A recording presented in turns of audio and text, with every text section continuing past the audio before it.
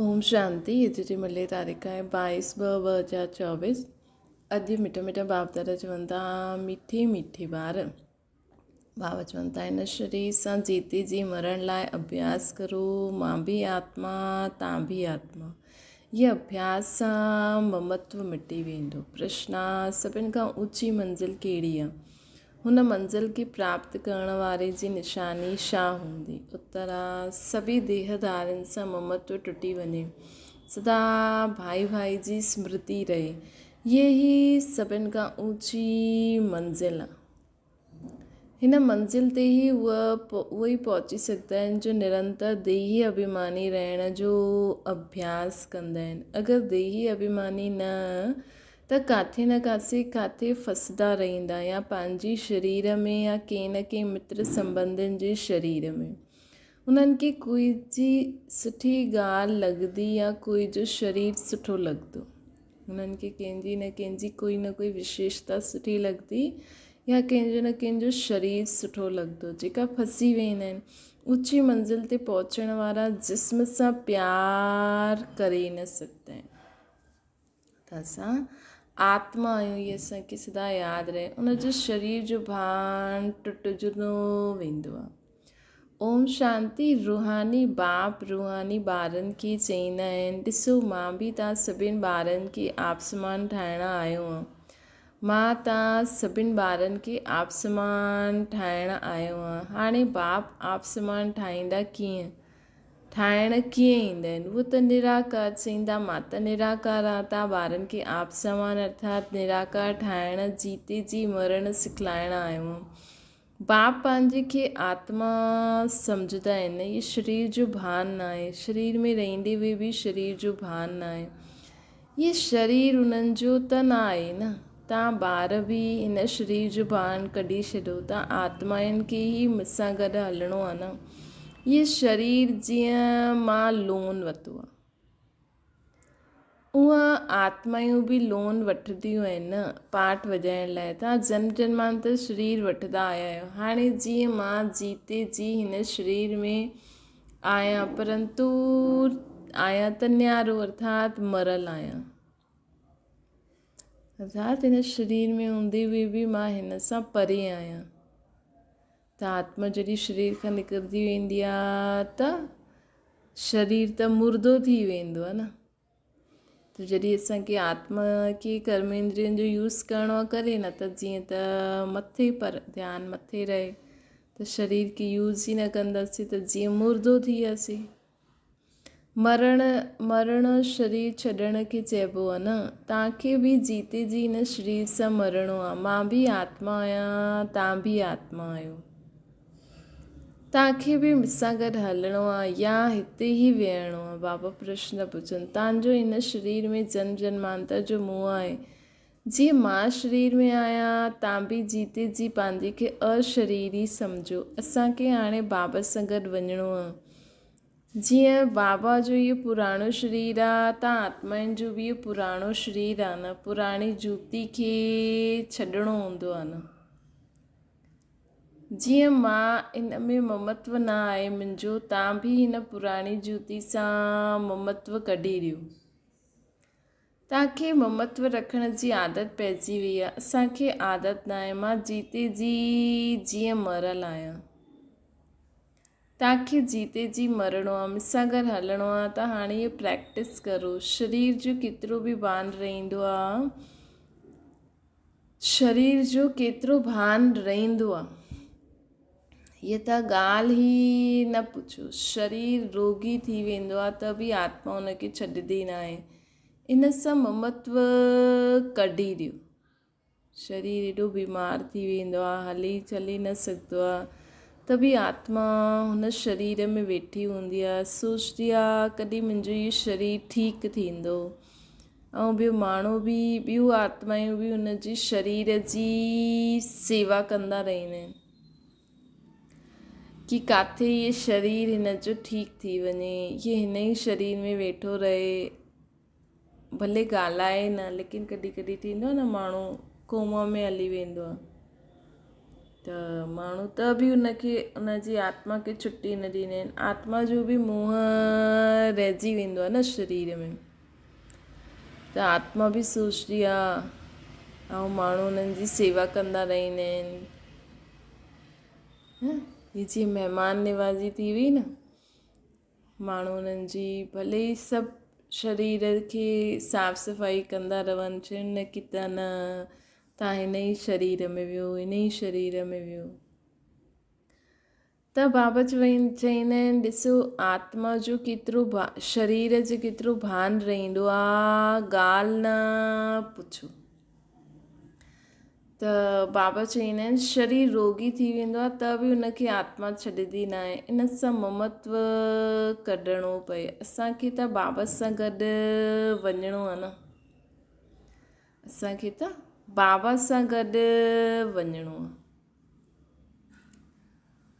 पंहिंजे खे शरीर सां न्यारो सम्झणो आहे। हिन खे ई जीते जी मरण चइबो आहे न। पंहिंजो घर ई यादि रहंदो आहे न। तव्हां जन्म जन्मांतर सां हिन शरीर में रहंदा आया आहियो, हिन करे तव्हांखे महिनत करणी पवंदी आहे डिटैच थियण में। बाबा चवंदा आहिनि जीते जी मरणो हूंदो आहे न, जीते जी मरणो हूंदो आहे। तव्हां जन्म जन्मांतर सां हिन शरीर में आया आहियो, इन करे तव्हांखे महिनत करणी पवंदी आहे। मां त हिन में ईंदो ई टेम्पररी आहे, त मरी करे हलण सां अर्थात पंहिंजी खे आत्मा सम्झी करे कोई बि देहदारी सां ममत्व न रखणो, कोई बि देहदारी सां ममत्व न रखणो आहे। त मरी करे हलण सां इन जो अर्थात पंहिंजी खे आत्मा सम्झी करे हलणो ऐं कंहिंसां बि ममत्व न रखो, इनखे चइबो आहे मरी करे हलणु। अक्सर करे कंहिं न कंहिंसां कंहिंजो कंहिं में मोह थी वेंदो आहे, बसि हुनखे ॾिसण बग़ैर रही न सघंदा आहिनि। भले ई बीमार शरीर हुजे, भले ई खट ते पियो हुजे, की हुननि जी शिकिल सां उन्हनि खे प्यारु थी वेंदो आहे। हा भई हीअ मुंहिंजी माउ आहे, हीअ मुंहिंजो पीउ आहे, मुंहिंजी ज़ाल आहे, मुंहिंजो फलानो फलानो। इहे देहदारियुनि जी यादि हिकदमि उड़ाए ॾियणी खपे, छो जी ॾाढी मंज़िल, ॾाढी वॾी मंज़िल आहे। बाबा चवनि था इहा ॾाढी वॾी मंज़िल आहे। हीअं पंहिंजे खे हुन शरीर जीअं न कंहिंजी आदत पइजी वेंदी आहे, सम्झो कंहिंजी माउ आहे, हुनखे केॾो हुन आत्मा हुन शरीर सां पाले, लेकिन सम्झणो खपे हाणे हुनजी आत्मा जो शरीर त हले चले नथो। भले हुन आत्मा माउ ठही करे असांजी पालना कई, पीउ ठही करे पालना कई, ज़ाल ठही करे असांजी संभाल कई, असांजो साथ ॾिनई, या ॿार ठही करे, लेकिन हाणे हुनजो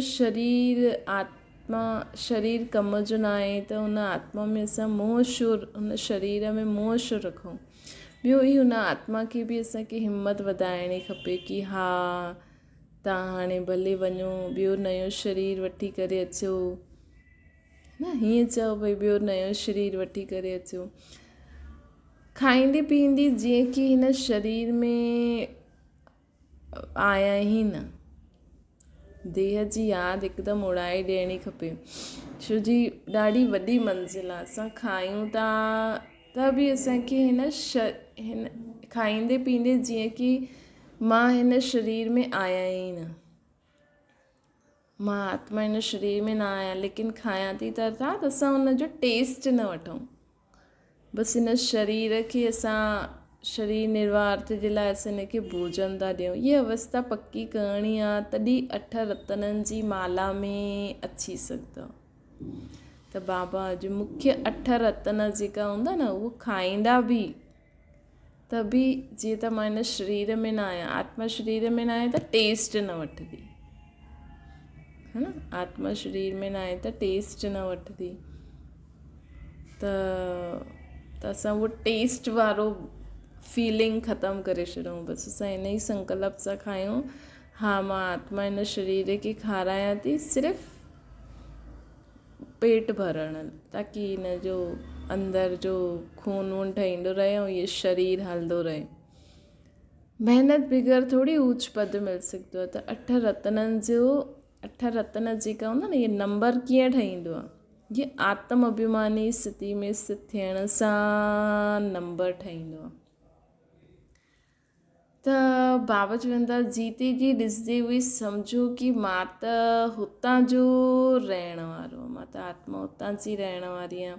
लेकिन हाणे बाबा असांखे हेठि हिन सृष्टि ते ज्ञान ॿुधाइण ते जॾहिं असां वैसे त योग में त असांखे सॼो ध्यानु उते ई रखिणो आहे, पोइ जॾहिं असां मुरली ज्ञान ॿुधूं था त चलो बाबा मूंखे ज्ञान रत्न ॾियनि था त मां हाणे पंहिंजो ध्यानु हेठि हिन मुरली ॿुधां थी, वञी करे पढ़ां थी। छो जी मूंखे ॿियो बि त पाठ वॼाइणो आहे त ज्ञान रत्न त वठिणा पवंदा। लेकिन मुंहिंजो सॼो ध्यानु मथे रहणो खपे कि मां मथां जी रहण वारी आहियां, हेठि आई आहियां सिर्फ़ु ये ज्ञान ॿुधणु, ॿुधाइण, सेवा करणु। त महिनत बग़ैर ऊंच पद मिली न सघंदो, महिनत बग़ैर ऊंच पद मिली न सघंदो। जीते जी ॾिसंदे हुए सम्झो मां त हुतां जी रहण वारी आहियां। जीअं बाबा हिन में टेम्पररी वेठा आहिनि न, ईअं हाणे असांखे बि घर वञिणो आहे। जीअं बाबा जो ममत्व न आहे वैसे असांजो बि इन में ममत्व न रखिणो आहे असांखे बि। बाबा चवंदा आहिनि कि सदा यादि रखो कि मां त हिन में टेम्पररी वेठो आहियां। जी ॾिसो शिव बाबा ईंदा हूंदा परम धाम खां, त शिव बाबा परम धाम खां ईंदा हूंदा त इहे सोचंदा हूंदा कि हा भई मां हिन आत्माउनि खे ज्ञान ॾियण आयो आहियां, बसि ज्ञान ॾेई मूंखे वापसि पंहिंजे घर मथे वञिणो आहे, वरी मूंखे इहे कमु करणु हेठि अचिणो आहे, वरी वापसि मथे वञिणो आहे, मां वापसि हेठि आयो आहियां इहे कमु करणु, इहे हिननि खे इहे ज्ञान ॿुधाइणु, इहे मुरली ॿुधाइणु, ॿुधाए करे पोइ वापसि मूंखे मथे वञिणो आहे। त जीअं बाबा जो ममत्व न आहे उहो असांखे बि हिन में ममत्व न रखिणो आहे। जीअं बाबा जो ममत्व न आहे असांखे बि इन में ममत्व न रखिणो आहे। बाप खे त हिन शरीर में वेहणो पवंदो आहे तव्हां ॿारनि खे सम्झाइण लाइ, बाबा खे त हिन शरीर में वेहणो पवंदो आहे तव्हां ॿारनि खे सम्झाइण लाइ। तव्हांखे हाणे वापसि हलणो आहे, इन करे कोई देहधारी में ममत्व न रहे असांजो। बाप खे त हिन शरीर में अचिणो पवंदो आहे असां ॿारनि खे सम्झाइण लाइ, बाबा सम्झाए करे हली वेंदा आहिनि। तव्हांखे हाणे वापसि हलणो आहे, हिन करे कंहिं देहधारी सां ममत्व न रहे। हीअ फलानी ॾाढी सुठी आहे, मिठी आहे, आत्मा जी बुद्धि वेंदी आहे न। हाणे असांखे कंहिंमें कंहिं विशेषता बि हुजे त असां इहे ई सोचूं हा भई हिन आत्मा में विशेषता आहे, बसि ये फलानी ॾी हिन जी विशेषता सुठी आहे, बाबा ॾिनी अथई न, त हिन सां आत्मा जी बुद्धि होॾे न वेंदी। बाप चवंदा आहिनि शरीर खे न आत्मा खे ॾिसो। बाबा चवंदा आहिनि शरीर खे न आत्मा खे ॾिसो। शरीर खे ॾिसण सां तव्हां फसंदव, मरी पवंदव, ॾाढी मंज़िल आहे। असांखे कंहिंमें कहिड़ी बि विशेषता हुजे, कहिड़ो बि गुण हुजे, असांखे यादि रखिणो आहे भई हिन आत्मा में विशेषता आहे, बसि हिन विशेषता सां कमु करो। हर हिकु आत्मा में बाबा कोई न कोई विशेषता भरी अथई। तव्हांजो बि जन्म जन्मांतर जो पुराणो ममत्व आहे न, बाबा ममत्व न आहे, बाबा जो ममत्व न आहे, तॾहिं त तव्हां ॿारनि खे सिखलाइण ईंदा आहिनि। बाप ख़ुदि चवंदा आहिनि मां त हिन शरीर में न फसंदो आहियां, तव्हां फसी वेंदा आहियो, मां तव्हांखे छुड़ाइण आयो आहियां। बाबा सभिनि आत्माउनि खे छुड़ाइण आया आहिनि कि तव्हां आत्मा आहियो, हिन शरीर में वेही करे पाठ था वॼायो। कल्ह जो वरदान बि बाबा जो ईअं ई आहे न, तव्हांजा 84 जन्म पूरा थिया, हाणे शरीर जो भान कढे ॾियो। बाबा चवनि था तव्हांजो हाणे 84 जन्म पूरा थिया, हाणे शरीर जो भान कढी ॾियो। देही अभिमानी ठहिण थी करे न रहण सां तव्हां किथे न किथे फसंदा रहंदा आहियो। कोई बि ॻाल्हि सुठी लॻंदी, कोई जी ॻाल्हि सुठी लॻंदी, कंहिंजो शरीर सुठो लॻंदो, त कंहिं न कंहिं ॻाल्हि में फसी पवंदासीं। अगरि असां सम्झूं भई मां आत्मा आहियां हिन सृष्टि ते, मां इहे पाठ वॼायां थी, कमु करां थी, हा इहे बि आत्मा पंहिंजो कमु करनि थियूं, बसि असां त परमधाम जी रहण वारा आहियूं, बसि कमु करो वापसि पंहिंजो बाबा वटि पहुची वञो पंहिंजे घर। त कोई जी ॻाल्हि सुठी न लॻंदी, कोई जो शरीर सुठो न लॻंदो, मतिलबु उन्हनि सां ममत्व न रहंदो। हा भई ठीकु आहे, हिन में विशेषता आहे, हिन में विशेषता आहे, बसि। अगरि देही अभिमानी न रहंदासीं त किथे न किथे फसी वेंदासीं। कोई जी ॻाल्हि सुठी लॻंदी, कोई जो शरीर सुठी लॻंदो, त घर में बि उनजी यादि ईंदी रहंदी। जिस्म सां प्यारु थींदो आहे त हार खाई वठंदा आहिनि। अहिड़ा ॾाढा ख़राब बि थी वेंदा आहिनि। बाप चवंदा आहिनि स्त्री पुरुष जो संबंध छॾी पंहिंजे खे आत्मा सम्झणो आहे।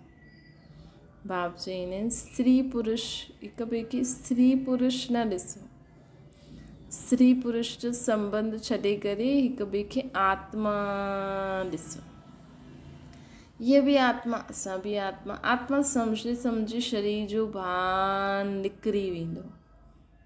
आत्मा सम्झंदे सम्झंदे शरीर जो भान जीअं त निकिरी वेंदो। बाप जी यादि सां ई विक्रम विनाश थी वेंदा। इन ॻाल्हि ते तव्हां सुठी तरह सां वीचार सागर मंथन करे सघंदा आहियो। वीचार सागर मंथन करण बग़ैर तव्हां उछली न सघंदा।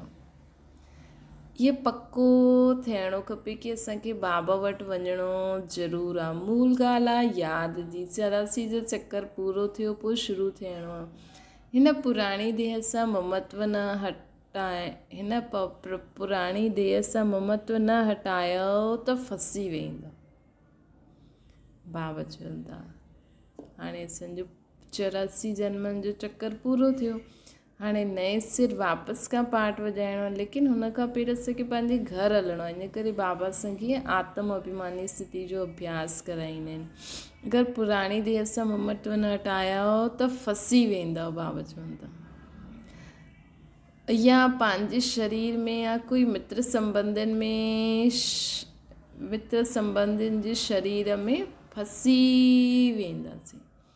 तव्हांखे त कंहिंसां बि दिलि न लॻाइणी आहे, बाबा चवंदा। हा, असांखे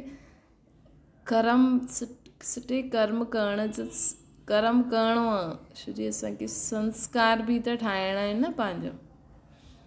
लेकिन असांखे सुठा संस्कार ठाहिण जे निमित्त असां ज्ञान ॿुधूं था, सेवा करूं था।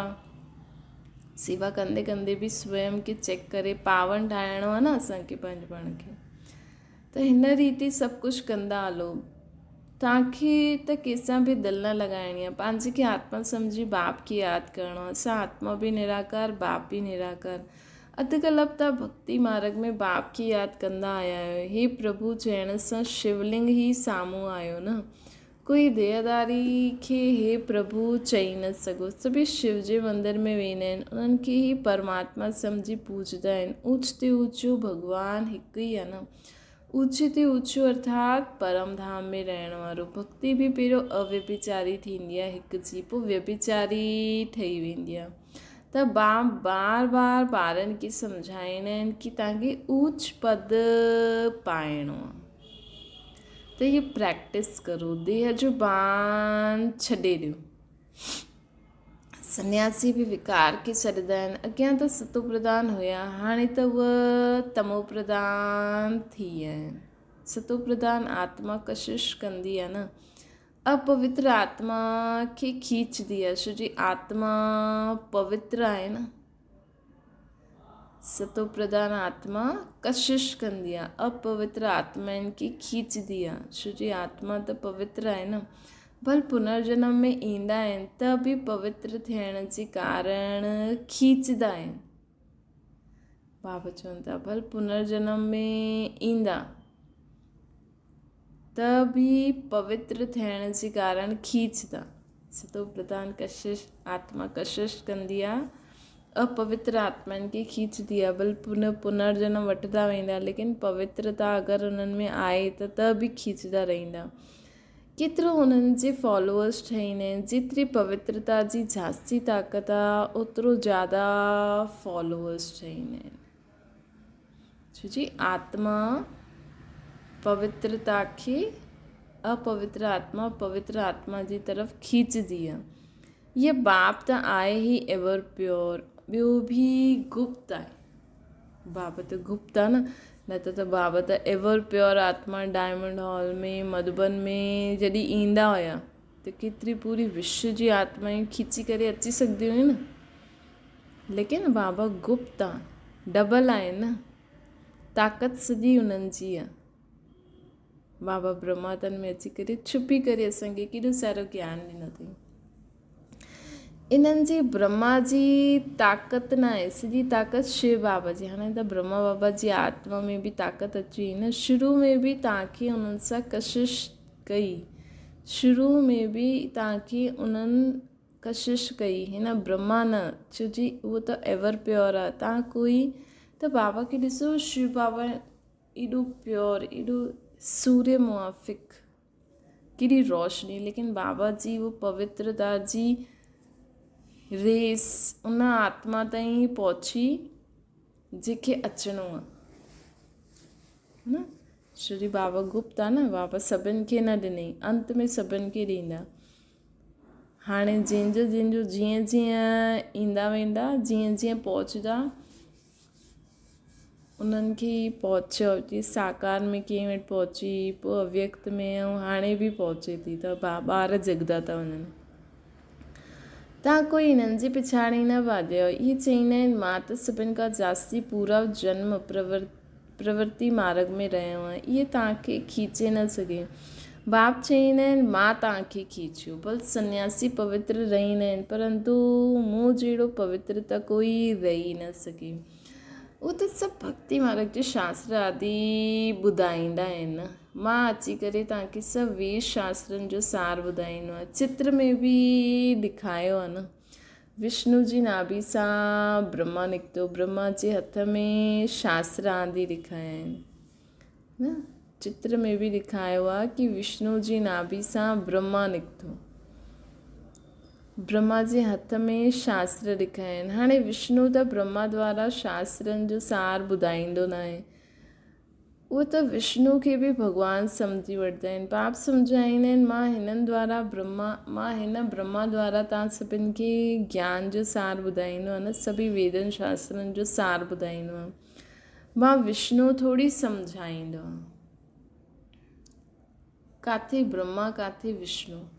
ब्रह्मा सो विष्णु ठहींदा आहिनि, पोइ 84 जन्म पोइ इहे संगम थींदो आहे। ब्रह्मा सो विष्णु ठहींदा आहिनि, पोइ 84 जन्म पोइ इहे संगम थींदो आहे। इहे त नई ॻाल्हियूं आहिनि, केतिरी वंडरफुल ॻाल्हियूं आहिनि सम्झाइण जे लाइ बाबा चवनि था। हाणे त बाप चईंदा आहिनि ॿार जीते जी मरणो आहे, त शरीर में जींदा आहियो न, सम्झंदा आहियो असां आत्मा आहियूं, असां बाबा सां गॾु हली वेंदासीं।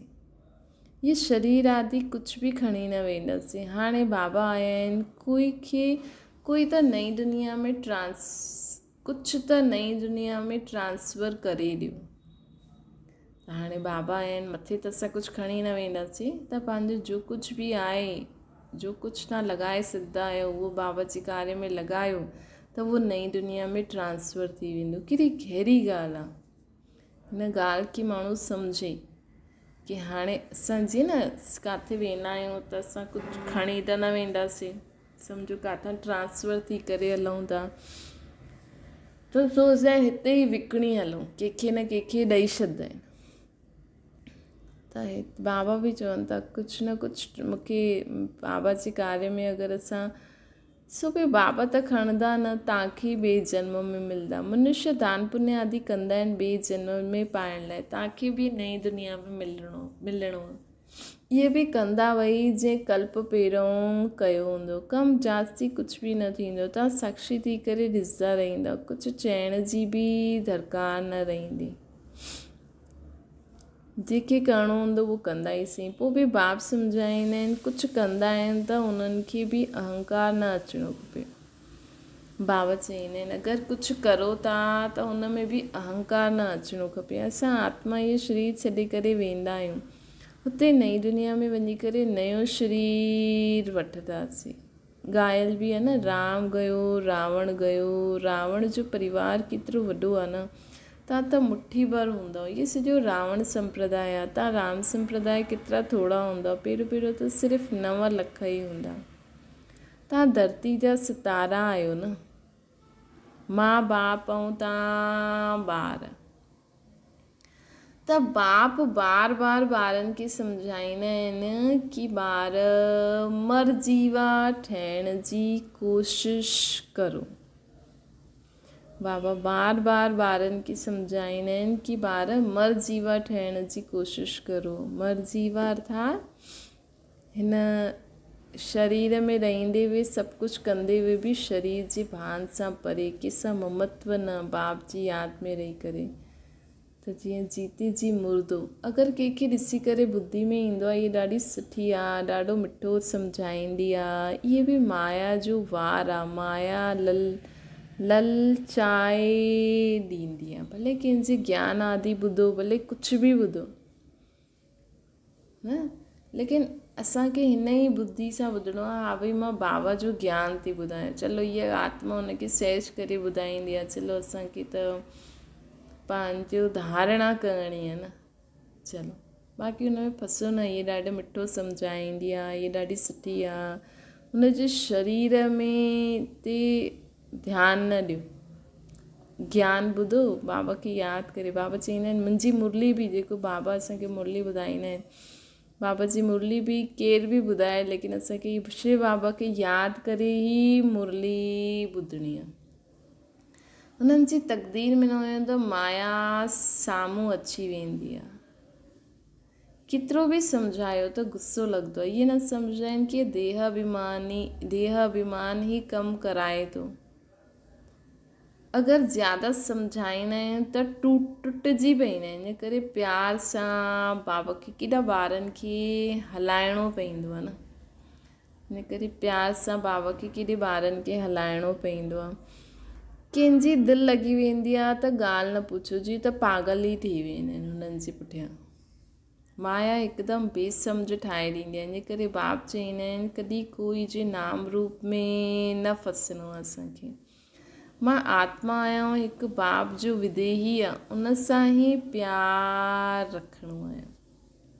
मां आत्मा आहियां, हिकु बाप जो विदेही आहे, उन सां ई प्यारु रखिणो आहे, कंहिंजे बि नाम रूप में न फसणो आहे। इहे ई त महिनत आहे। कोई जे देह में ममत्व न हुजे, ईअं न घर में वेठे बि उहो ज्ञान ॾियण वारी यादि ईंदी रहे कि ॾाढी मिठो पई सम्झाए, ॾाढी मिठी आहे। अरे मिठो त ज्ञान आहे, मिठो त शिव बाबा आहे। शिव बाबा न हुजे त उहो बि किथां ज्ञान ॿुधी करे तव्हांखे ॿुधाईंदे। त इहे त सम्झो जेकी बि मिठी भेण असांखे ॿुधाए थी, लेकिन हुनखे ज्ञान किथां आयो, त डायरेक्ट बुद्धि होॾे वञणी खपे न। मिठो त ज्ञान आहे, मिठी त आत्मा आहे, शरीर थोरी मिठो आहे। हाँ ईअं चई सघंदा आहियूं कि हुन आत्मा जी बुद्धि सुठी आहे कि हुन धारणा करे असांखे एॾो सम्झाई। ॻाल्हि करण वारी बि आत्मा आहे। कॾहिं बि शरीर ते आशिक न थियणो आहे असांखे, कॾहिं बि शरीर ते आशिक न ठहिणो आहे। अॼुकल्ह त भक्ति मार्ग ॾाढो आहे। आनंदमयी मां खे बि मां कंदा रहंदा, यादि कंदा रहंदा। अच्छा बाप किथे आहे, वत्सु त बाप सां मिलणो आहे या मां सां? मां खे बि पैसा किथां खां मिलंदा? सिर्फ़ु मां चवण सां जरा बि पाप न कटजंदा। बाप चवंदा आहिनि मामिकम यादि करो, नाम रूप में न फसणो आहे, ॿियो ई पाप थी वेंदो। छो जी बाप जो न फ़रमानदार ठहींदव न, त नाम रूप में न फसणो आहे, ॿियो ई पाप कंदव अगरि फसंदव। छो जी बाबा जो ना फ़रमानदार ठही वेंदासीं न। ॾाढा ॿार भुलिजी वेंदा आहिनि। बाप सम्झाईंदा आहिनि मां तव्हां ॿारनि खे वठी वञण लाइ आयो आहियां। बाप सम्झाईंदा आहिनि मां तव्हां ॿारनि खे वठण लाइ आयो आहियां, सो ज़रूरु वठी ई वेंदुमि।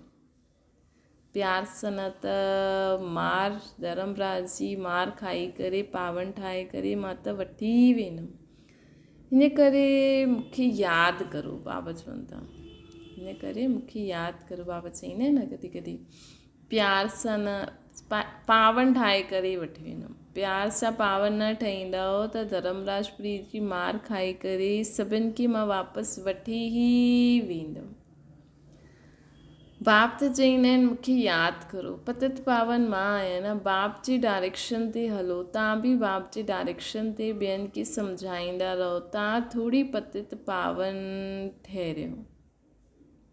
यादि हिक खे ई करिणो आहे न। असां सोचूं कि असां बि हाणे पतित पावनी थी विया आहियूं त चलो असांखे ई यादि करो। बाबा चवनि था हिकु ई पतित पावन आहे, यादि हिक खे ई करिणो आहे, उहो बि मथे करिणो आहे। असांजो त हिकु बाप आहे, ॿियो न कोई। बाबा असां ताते ई वारी वेंदासीं न, वारी वञिणो शिव बाबा ते आहे। ॿियो सभिनि जी यादि छुटी वञणी खपे। भक्ति मार्ग में त ॾाढनि खे यादि कंदा रहंदा आहिनि, हिते त हिकु शिव बाबा, ॿियो न कोई। भक्ति मार्ग में त ॾाढनि खे यादि कंदा रहंदा आहिनि न, के न के हिते त हिकु शिव बाबा, ॿियो न कोई। पोइ बि कोई पंहिंजी हलाईंदा आहिनि त छा गति थी वेंदी आहे।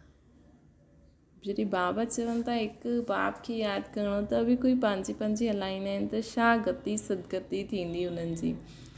मुंहिंजी पईंदा आहिनि बिंदी खे कीअं यादि करूं। अरे तव्हांखे पंहिंजी आत्मा यादि आहे न, मां आत्मा आहियां, उहो बि बिंदी रूप ई आहे, त तव्हांजो बाप बि बिंदी आहे न। बाप सां वरसो मिलंदो आहे, मां त पोइ बि देहधारी थी वेंदी आहे। बाप सां वरसो मिलंदो आहे, मां त पोइ बि देहधारी, ब्रह्मा मां असांजी देहधारी थी हुई। तव्हांखे त विदेही सां वरसो मिलणो आहे। इन्हनि जी ॿिया सभु हिन जे लाइ ॿियनि सभु ॻाल्हियुनि खे छॾी हिक सां ई पंहिंजो बुद्धि योग लॻाइणो आहे। खाईंदे पीअंदे उठंदे वेहंदे बि हिक सां बुद्धि योग लॻाइणो आहे। त असां जो खाईंदासीं न, उनजो टेस्ट बि असांखे न ईंदो, बसि बाबा मिठे जो ई टेस्ट ईंदो। हिक सां ई बुद्धि योग लॻाइणो। केॾी ऊची मंज़िल आहे, लेकिन केॾी सुठी आहे, केॾी प्यारी स्टेज आहे इहा, हिकदमि बाबा बाबा बाबा। अच्छा, मीठी मीठी सिकी लदे ॿारनि प्रति माता पिता बाप दादा जो यादि प्यार ऐं गुड मॉर्निंग। रूहानी बाप जी सभिनि रूहानी ॿारनि खे नमस्ते। असांजी बि रूहानी माता पिता बाप दादा खे यादि प्यार, गुड मॉर्निंग ऐं नमस्ते।